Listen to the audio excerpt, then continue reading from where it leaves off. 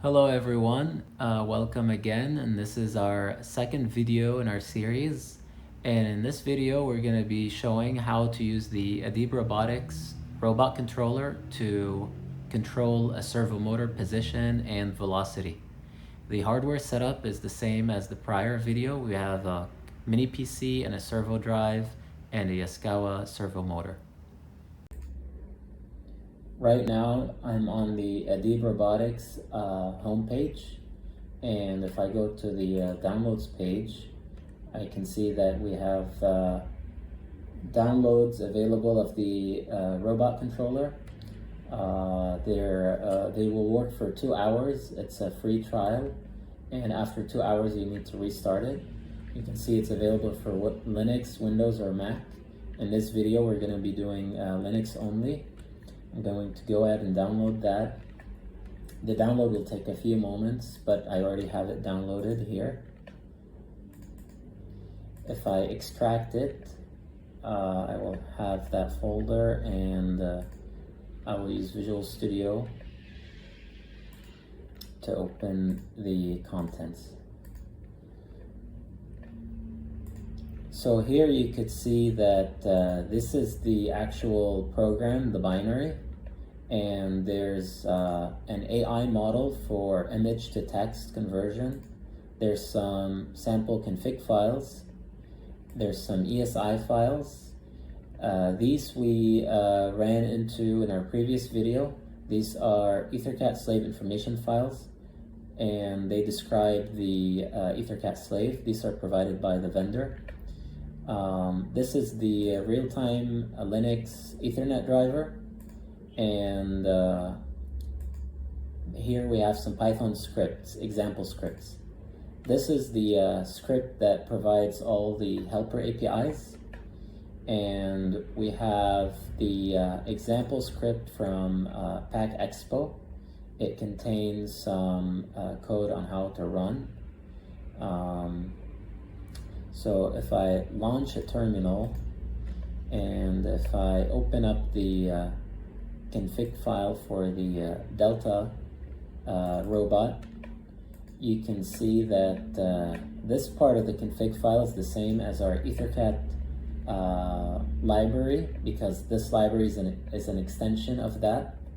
Here we have some configuration on axes. We have 1, 2, 3, 4, and 5 axes. The first 4 axes are for a Delta robot. You can specify the gear ratio, the encoder offset. This is where you want the joint position to be 0. And this extra axis is for the conveyor, and it's configured as a linear axis. By default, if you don't set this to true, all the axes are configured as rotational. Rotational axes over here are have units of degrees, and degrees, and then linear axes have units of millimeter. So the gear ratio for rotational axes is the number of motor revolutions it takes to generate a single joint revolution, and that's typically greater than 1. And then these are the units for the linear axes.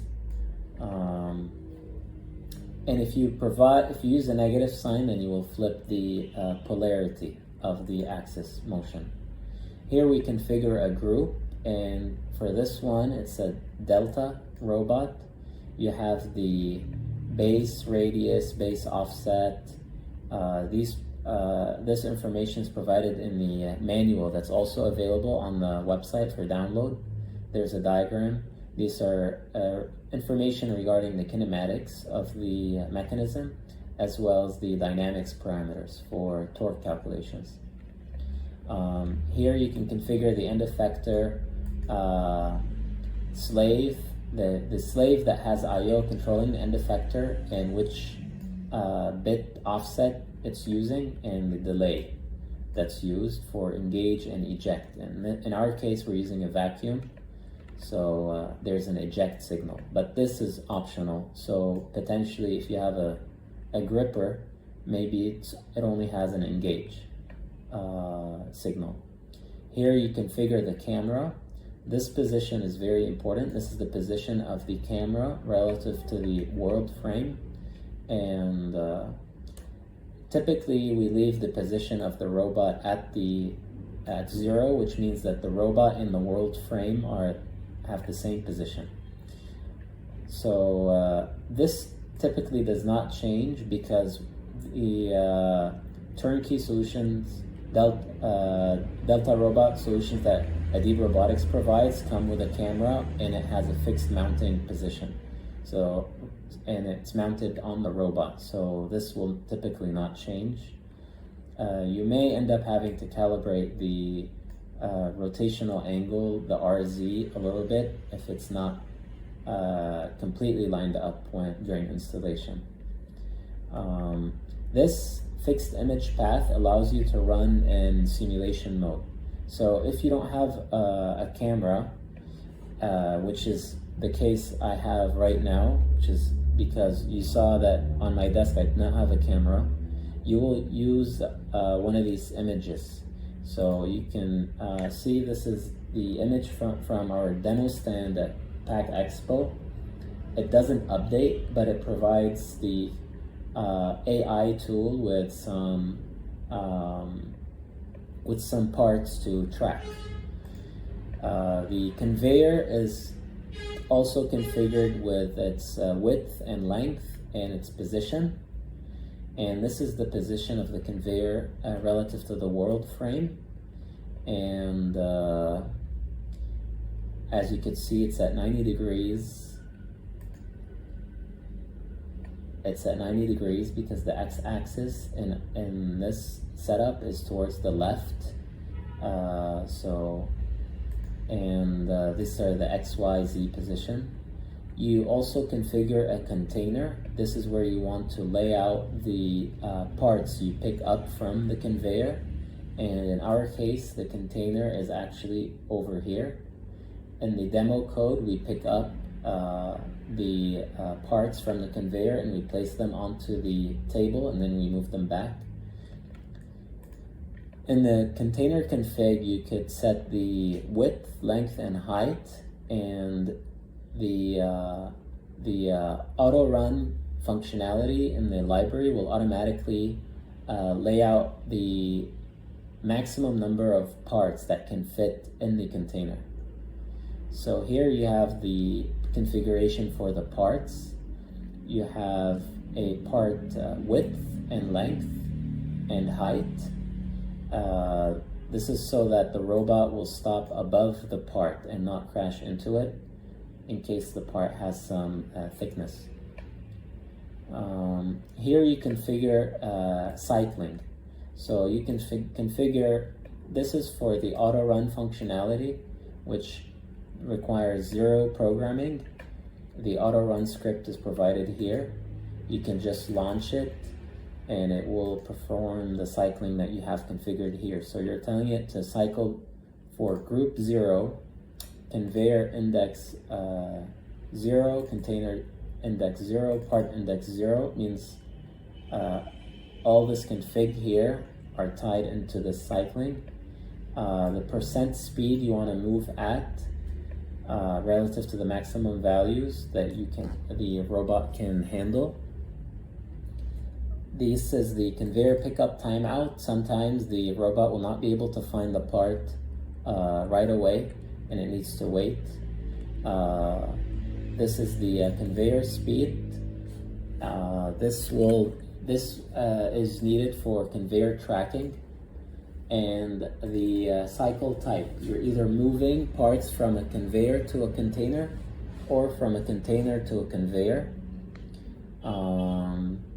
And then this is the start and done signal. So this cycling will not start unless the start signal has a rising pulse. And once it's done filling out the container or emptying it, then it will output a pulse on the done signal. The conveyor to container is the more common use case. So it means you're moving parts from the conveyor onto a container. And then once the container is full, a new cycle starts. It's possible to view the auto run code here. It's the very last script in this file. So you can see this is the auto run script. If you're doing conveyor to container, then so long as the container is not full, it will move parts from the conveyor onto the container, and vice versa. And it will output the done signal at the end, and it waits for the start signal at the beginning before it starts. I need to caution that there's a start and done signal for every box that it fills out, or every container. Now I think we're ready to run the demo code. So I need two terminals here because I need to launch the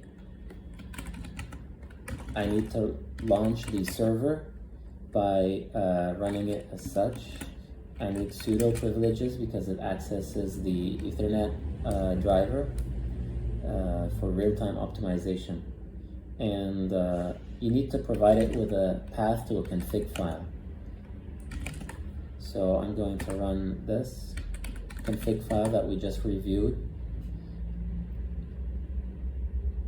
And it takes some time to launch, and now it's running successfully.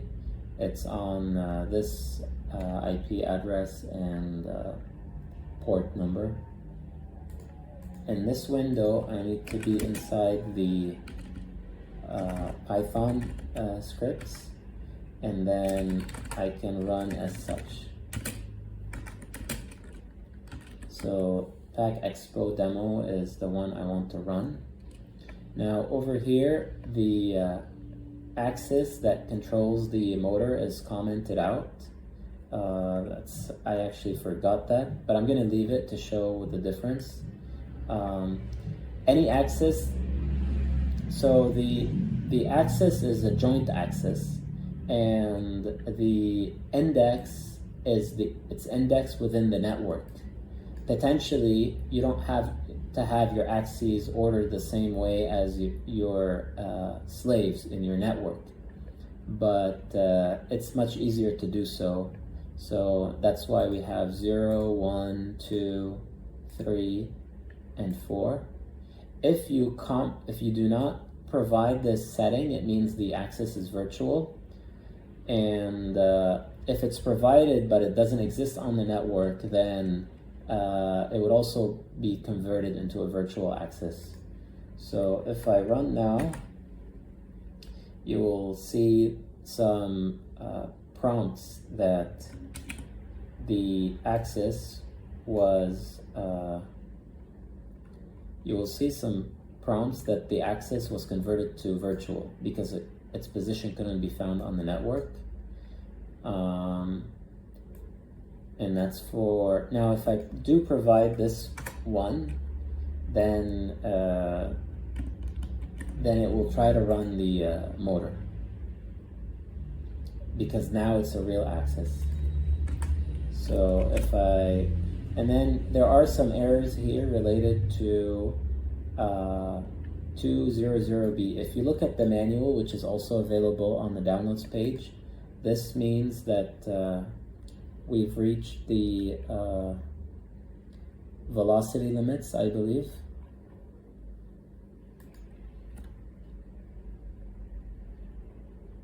Yes, we've reached the velocity limits. I'm going to rerun with the actual motor, and I'm going to decrease the velocity. So the velocity for the demo script, right now I was trying to not run the auto script, I was trying to run the Pack Expo demo script, and the velocity was set to 250, which is too high. I'm going to initially set it to 10, and I'm going to try to rerun. Every time you update the config file, you need to relaunch the script, but you do not need to relaunch.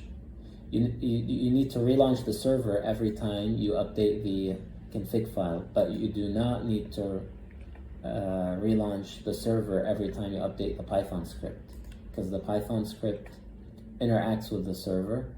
You could see that here at the very top, every command is typically going to the server, and it sends a request and waits for a response via a socket.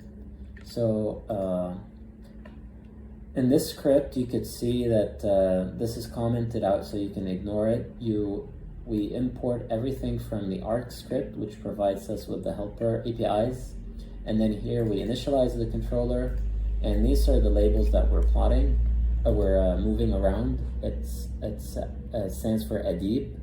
The D is left out because it had issues reading that image, because the edge of the letter D was too close to the edge of the part in these labels.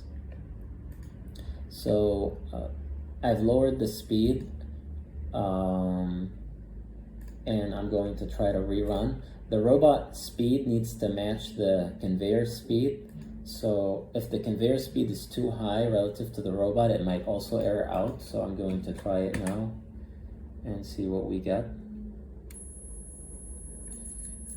So it's running and it's outputting the position, velocity, and torque values from the motor. Now it's running as though there is a robot, but there isn't a robot. And it will cycle endlessly. So if we take a closer look at the code, here we set the group speed %, how fast the group is moving relative to the maximum possible values that it could move at. We set the axis speed for the conveyor axis, and that's how quickly the conveyor axis will try to get to a particular position or velocity. This is not the speed at which the axis is moving. These are only the profile, trapezoidal velocity profile values, as well as jerk, because we support jerk limited trajectories. Here we servo on the group and the axis. If you servo on the group without providing the index of the group as such, it will default to 0. Axes APIs, however, do not provide defaults because the axis index is most likely not going to be 0. So here you could see a lot of the axes APIs and how they interact with the REST endpoint that it's talking to via HTTP. Here you have some conveyor commands, and you can see that the conveyor commands use index 0 by default, because typically you'll have one conveyor. Same thing for the group. It defaults to group index 0 when you want to servo on. So here we start the conveyor motion by commanding a velocity move to the axis, and we set the conveyor speed. The units here again are millimeters per second because the conveyor axis is set up as a linear axis in the config file. So the units are all in millimeters or millimeters per second. You have to set the gear ratio appropriately according to these units that are provided. This will differ between applications, of course. It depends on the radius of the conveyor and the gear ratio of the gearbox. So once we set the axis to run in velocity mode, then we tell the conveyor tracking API what the conveyor speed is, because typically the conveyor velocity will not be controlled by the controller, so you can set this. The first move we do is we home the robot, and then we wait until the motion is done, and then cyclically we move parts with particular labels according to the order that we have here, from the conveyor to the container, or from the container to the conveyor with a particular index where we want to place it within the container. This is I index, J index, and K index. This API is also documented in the documentation that you can download from the website. And we place them randomly onto the conveyor. When we view the demo video, you could see that they're being placed in order here, but when they're being placed back onto the conveyor, they're placed randomly. So this is that part. It's either conveyor to container or container to conveyor. The container is effectively the table, which is this area right here, and its position is configured right here in the config file.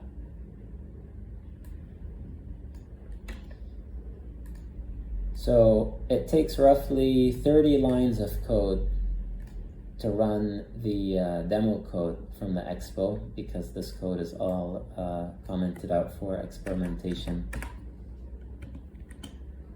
So yes, this concludes our second video. Thank you all for watching, and we'll see you next time.